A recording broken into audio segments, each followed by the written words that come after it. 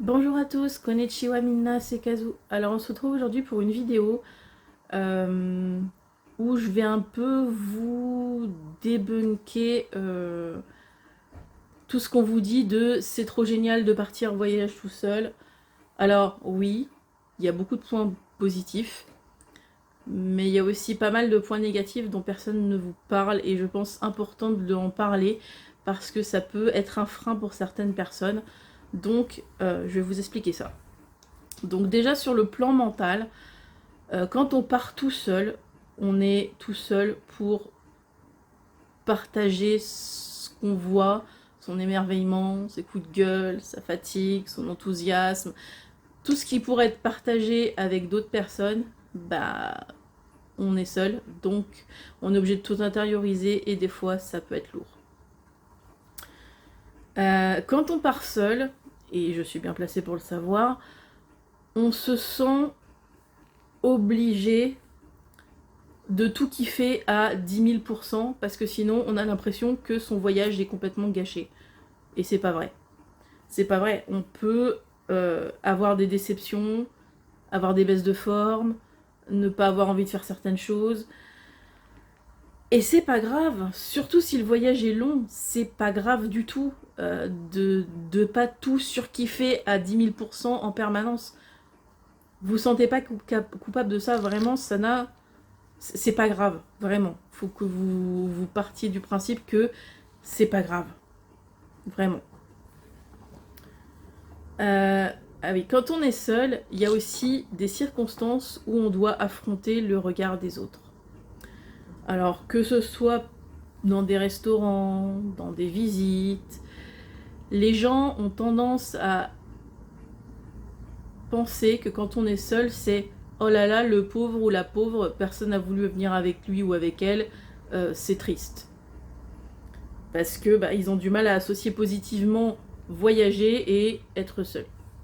Alors que c'est pas grave, c'est pas parce qu'on est seul que personne n'a voulu venir avec nous, qu'on n'a pas d'amis ou pas de famille ou non, juste on a envie d'être seul et c'est tout. Mais du coup, des fois, le regard des autres, j'ai déjà eu à le subir au Japon, c'est pas toujours évident à gérer. Ah oui, quand on est seul aussi, on doit penser à tout.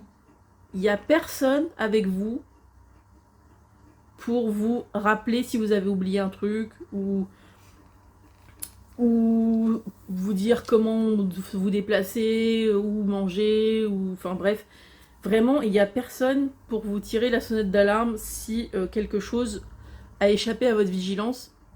Vous êtes seul, donc vous devez vous débrouiller seul d'un bout à l'autre. Vous n'avez pas d'autre choix, alors à moins d'avoir la possibilité d'appeler des gens au secours si vous avez un souci. Comme ça m'était arrivé au Resto des Aïba en 2018 où j'avais dû faire un visio avec Marion pour avoir la traduction du menu parce que je m'en sortais pas. Mais sinon, en gros, vous vraiment vous débrouillez tout seul, vous n'avez pas d'autre choix en fait puisque vous êtes seul. Du coup, oui, quand on est seul, on est aussi seul pour résoudre tous les problèmes qui pourraient survenir.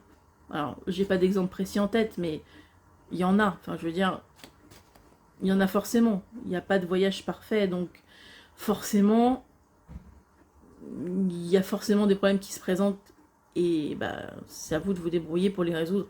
Vous pouvez compter sur personne d'autre.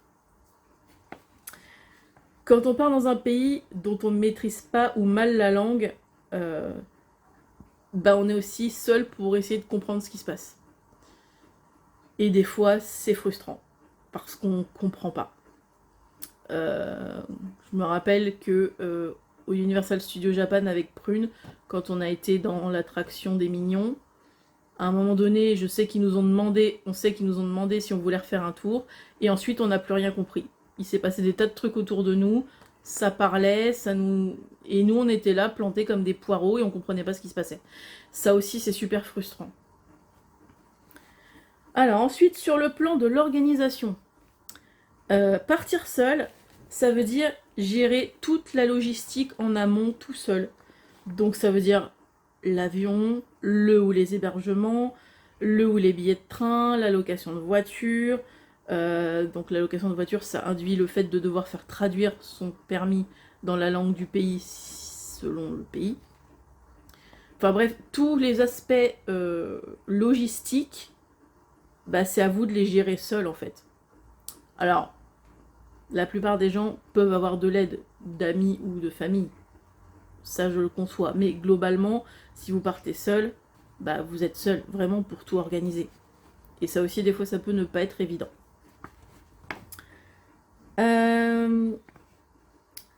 Partir seul, ça induit aussi d'être capable de rebondir quasi instantanément en cas de changement dans le planning prévu, que ce soit à cause du climat, de la fatigue, des infrastructures sur place ou autre.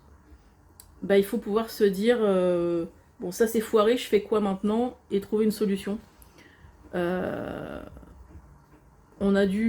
J'ai dû faire ça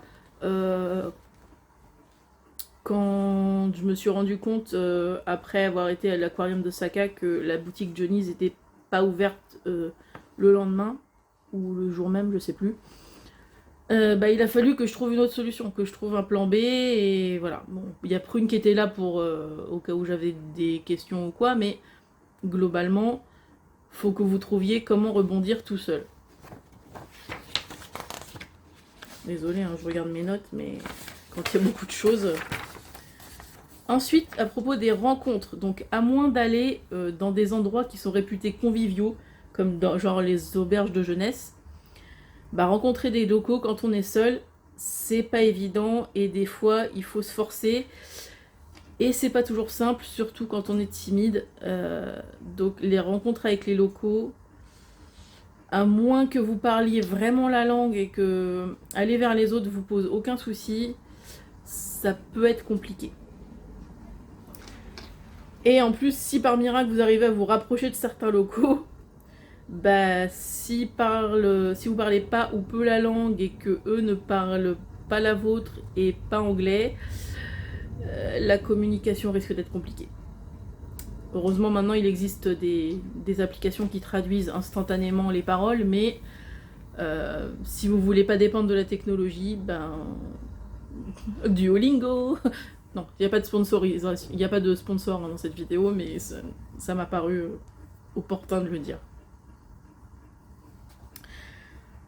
Ah oui, alors ça c'est un point qui n'a pas été inspiré par mes observations, mais par une observation que m'a fait mon amie d'enfance Ophélie, qui est coréenne d'origine,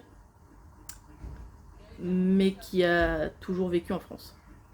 Enfin, et en fait, elle m'a dit que si on a le physique du pays, mais qu'on parle pas la langue, bah on se fait aborder par des natifs qui sont persuadés qu'on parle leur langue.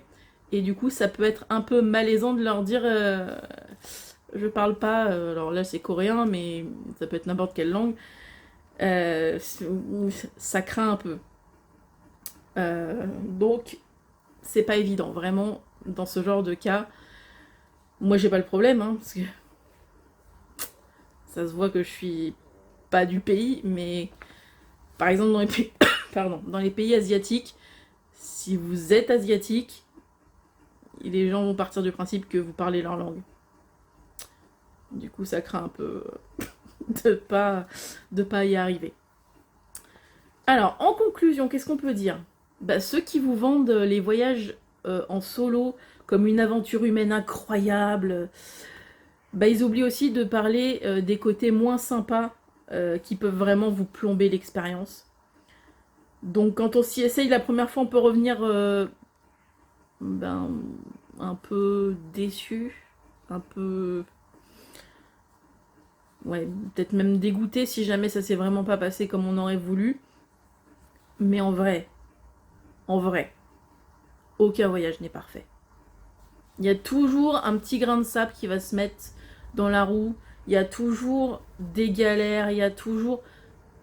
Et au final, c'est pas grave. Parce que même ces galères, ces grains de sable, ces choses qui n'ont pas été comme vous vouliez, bah ça a contribué à votre voyage, ça a contribué à des souvenirs. Pas forcément amusants, mais ça fait quand même des souvenirs. Et du coup, ça fait quand même votre voyage en fait.